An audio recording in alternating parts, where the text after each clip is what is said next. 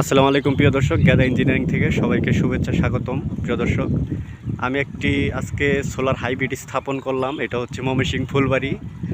এই আমাদের এখানে এই মাছ যে ফিশারিগুলো আছে, এখানে ফিশারিতে সে তার পানির ব্যবস্থা এবং পাশে যে হ্যালোজিং আছে সেটা লাগানোর জন্য ব্যবস্থা করার জন্য আমার সাথে যোগাযোগ করে আমি তার একটা পরামর্শ দিই কিভাবে সেই সোলার হাইব্রিড কাজ করে। প্রিয় দর্শক, আপনাদের একে একে দেখাচ্ছি। আমি অনেক ভিডিও আপলোড করতে পারি নাই, কারণ হচ্ছে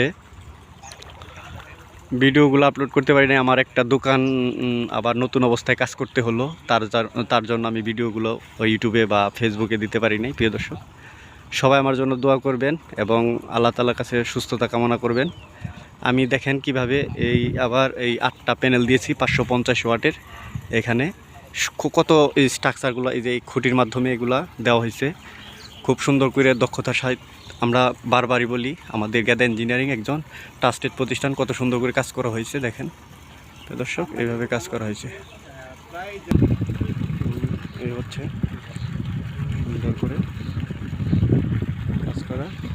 আমরা এই একটা ঘর, এই যে দেখেন আমাদের কিভাবে পানি উঠছে, তা আমরা আপনাদের ভিডিওতে দেখাচ্ছি। এটা কিন্তু সোলারের 3 ফেজ মোটর, সোলারের 3 ফেজ 220 ভোল্ট এসি মোটর। আমি এটার কয়েলের কাজ করি নিজেই। প্রিয় দর্শক, এই যে পানির স্রোত, আপনারা ওয়েদার দেখেন, এই ওয়েদার কিন্তু নাই, একদম ওয়েদার নাই থাকা সত্ত্বেও কিন্তু আমাদের পানি উঠছে এরকম। কি কারণে এরকম পানি উঠছে, আমি বিএফডিতে আবার এসিতে ইনভাইট করছি, তার কারণে প্রিয় দর্শক এইভাবে পানিগুলো উঠতেছে, আপনাদের দেখাচ্ছি। এই হচ্ছে আপনার একটি সোলার এনার্জি 4.2 কিলোওয়াটের একটি ইনভার্টারে সোলারের মাধ্যমে চার্জ হচ্ছে। যেমন সোলারের আপনার এখানে 305 ওপেন সার্কিট ভোল্ট, আমার ব্যাটারিতে 22.9 ভোল্ট আছে, আবার মিক্রোতে যাচ্ছে। এই হচ্ছে আমাদের solar inverter, Sunlight solar energy. Battery থেকে ব্যাকআপ নিয়ে আমাদের যে সোলার মোটরগুলো আছে, এই যে পানি হচ্ছে, পানি উঠতেছে।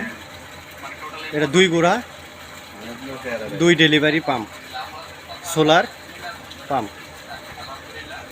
আপনারা যারা এই সোলার পাম্প সেট আপ করতে চান এবং লাইট আশেপাশে কারেন্ট বিচ্ছিন্ন, একদম কারেন্ট নাই, তারা গ্যাদা ইঞ্জিনিয়ারিংয়ের সাথে যোগাযোগ করতে পারেন। প্রিয় দর্শক, সবাই ভালো থাকবেন। আসসালামু আলাইকুম।